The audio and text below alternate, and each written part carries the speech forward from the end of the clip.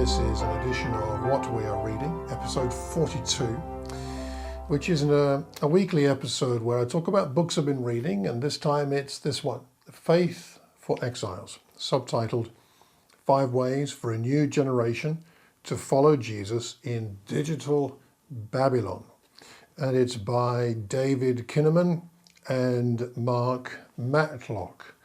I read this book, I finished it about a month ago, or maybe 2 months ago now, recommended to me. I've since gathered that other friends of mine have read it, and I'm glad I did. Let me read from the back. It says, negative perceptions, church dropouts, prodigals and nomads. It's easy to become discouraged by all that's going wrong when it comes to Christianity and the emerging generation. Yet, what's going right? In fact, signs of hope are springing up all around. In Faith for Exiles, the author of Unchristian and You Lost Me unveils major new Barna research, that's a research organization, that uncovers what's working. 5 practices that contribute to resilience, talking about the resilience faith of younger people. Enter the world of resilient young adult Christians and learn how they are sustaining faith. Finally, you can find hope in all that God is doing amongst young disciples today. So a couple of points about the book to begin with in general, and then some specifics. First of all, I really like the way the book is written and laid out. The style is very readable. There is some theology in there, but it's not theology heavy. There's a mixture of stats, which you'd expect if you know the Barna organization. Very thorough statistical research. So you've got stats. You've got personal stories, which I'm very appreciative of, from both David and Mark about their families and their personal experiences, which I found helpful. But it's got good stories, but it's not anecdotal in its basis, which is also helpful. So we're not just talking about their experiences or anybody else's.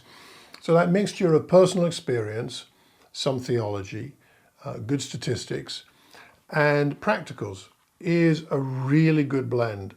It is 200 and odd pages long, but it doesn't feel, it's not a long book and it doesn't feel long.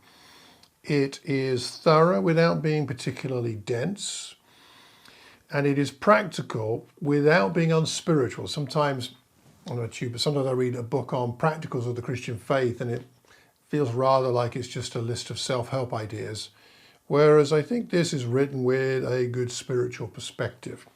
So I'd recommend it. Now, just to give you a bit more about the key ideas in the book. Firstly, they talk about 4 kinds of exiles. And by exiles, what they're talking about here is young people, this new generation, who are growing up in a post-Christian world. And this is an American book focused on American stats. But speaking as I am here from the UK, I wouldn't think it's considerably different. There are differences, certainly culturally, but the core points of the book translate across the pond here as well. So firstly, 4 kinds of exiles. Firstly, your prodigals. These are all about people who've been raised going to church. So you're talking here about 18 to 29-year-olds growing up Christian in some sense. Now, about 22% of those are now prodigals. In other words, they don't consider themselves Christians any longer in any sense. About 30% are what they call nomads, which are the unchurched. And those are the ones who would say, if pushed, yes, I'm a Christian, but they don't have an affiliation with a faith community, they don't go to church. 38% are habitual churchgoers. So people that go maybe at least once a month, but don't, as they say, meet the foundational core beliefs or behaviors associated with being an intentional, engaged disciple. That's their way of putting it.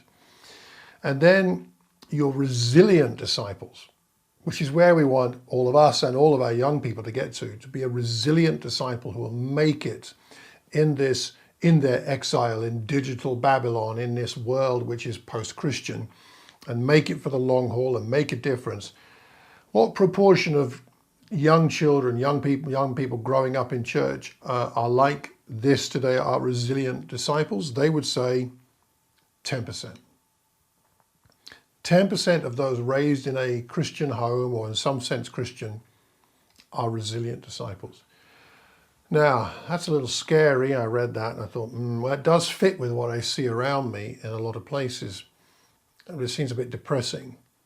But there is cause for some optimism if we, as people of influence, perhaps as parents, as youth leaders, as ministers in congregations, as members of churches with a connection with younger people in our churches, there is hope.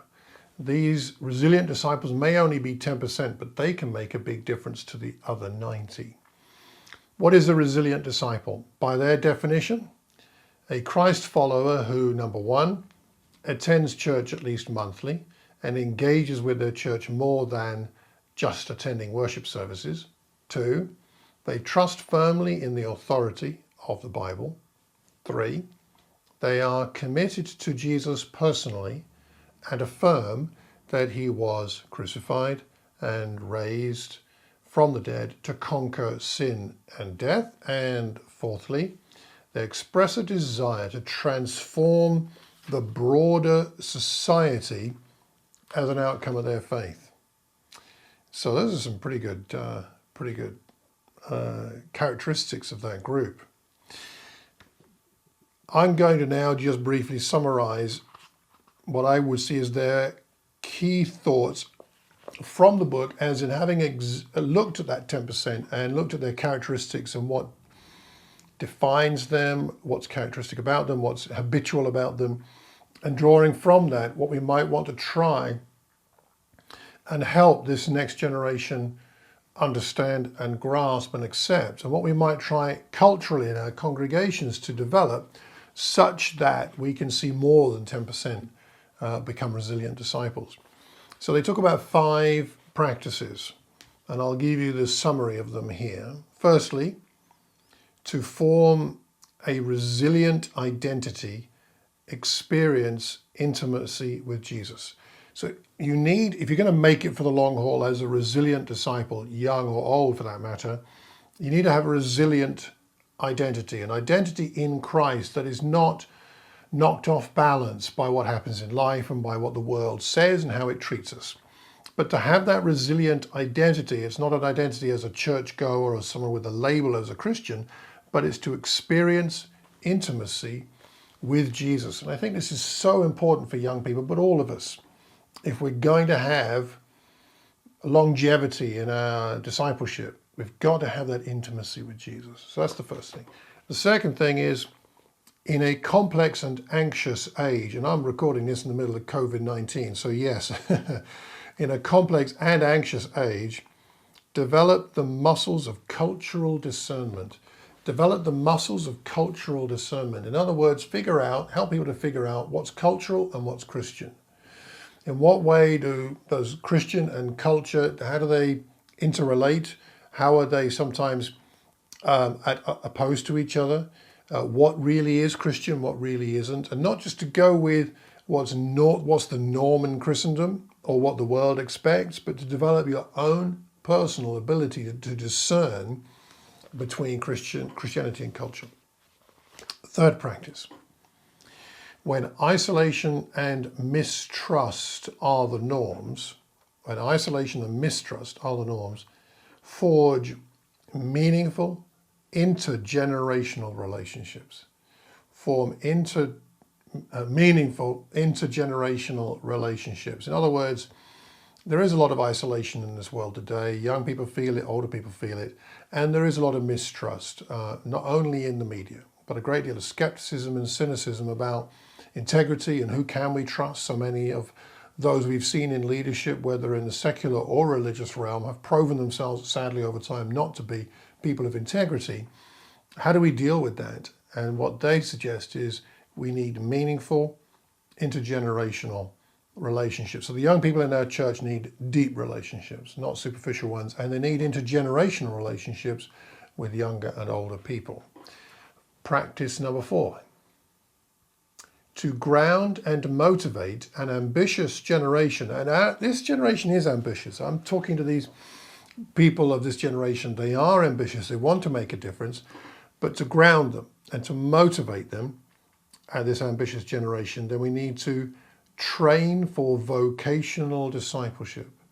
Train for vocational discipleship. In other words, a life of discipleship that isn't just about being in leadership in the church, or isn't just about being on the staff of a church, but being out there in the world, living your life, as Colossians talks about, for the Lord, and living it out there, whether you're a master or a slave, so to speak. How do you live your Christian life meaningfully and effectively as a good witness in this world when that needs training? And so discipling one another, training one another, mentoring that younger generation to be able to live a life of integrity and faithfulness, that takes training. That's the fourth thing. Fifthly, to curb entitlement and self-centered tendencies by engaging in countercultural mission.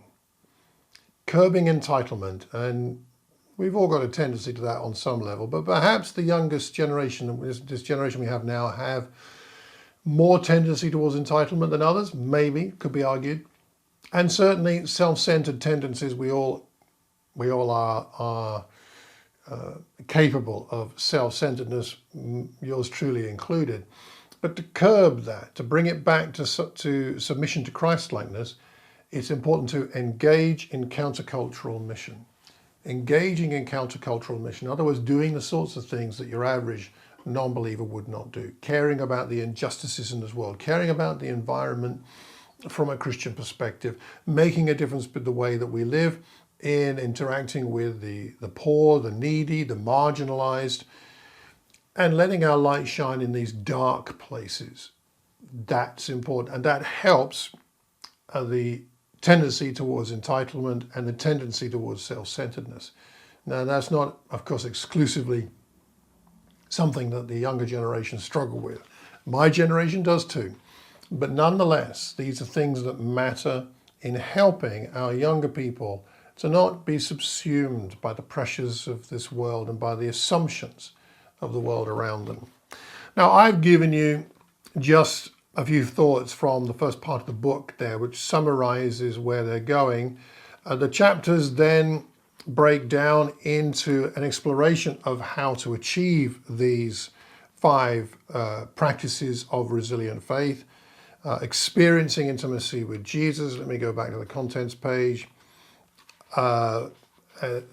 Then developing the muscles of cultural discernment, then forging meaningful intergenerational relationships, then training for vocational discipleship, and finally engaging in countercultural mission. So that's what the chapters focus on, with stats, with stories, and with some practical ideas. And then towards the end, well, then what's next? What comes after all this?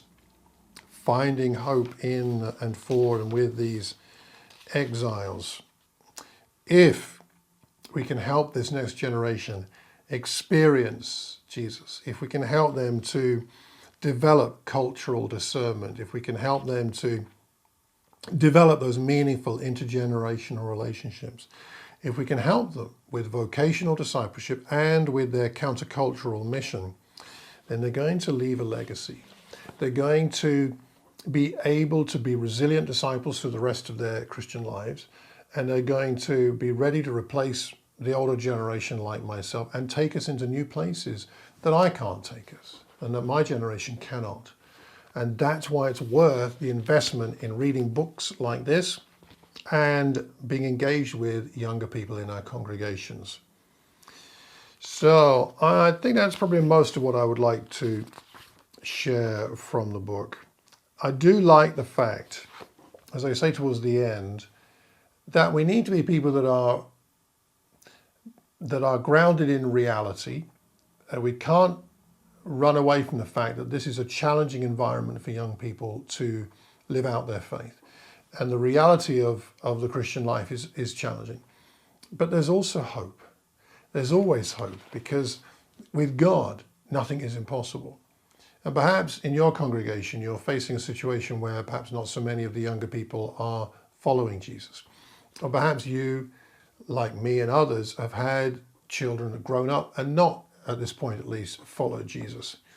I would encourage you and I to not lose our hope, because according to the testimony of this book, and also because of what we know of God, there is always hope for this generation and the next generation. Realism, living in the real world, plus having hope in God, leads to resilience. Resilience in our younger people, but resilience in you and I as we try to do our best to mentor that next generation. So I'd thoroughly recommend this book, especially if you are involved with young people in any sense or have any influence over that next generation. If you've read the book, I'd like to know what you think of it. If you do read it, I'd also like to know. So please drop me a line. You can email me, malcolm@malcolmcox.org. You can leave a comment anywhere you hear or see this recording. You could leave a voicemail on my website if you like. And let's keep reading and let's keep learning and let's keep investing in this next generation, because pretty soon, in the blink of an eye, you and I, we're going to be gone, and it's up to the next generation then. And God bless them, and God be merciful to them, and God be merciful to us as we do our best to set a good example, but also to help them be trained for resilient discipleship. Well, that's what we're reading, and I hope you've been doing some good reading too. Until the next time, take care.